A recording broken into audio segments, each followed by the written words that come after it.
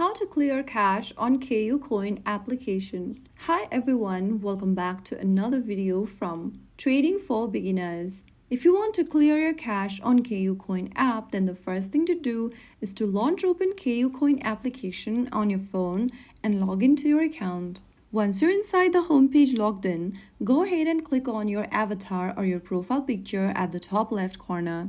Now from the expanded menu, scroll down and click on Settings. Inside the Settings menu, scroll down and click on Clear Cache, and you'll be able to clear your cache data from the KuCoin application. Now your KuCoin app should feel faster and smoother with reduced lags. If you found the video helpful, don't forget to like, share, and subscribe to our channel. I will be back again in the next video. Stay tuned and thanks for watching.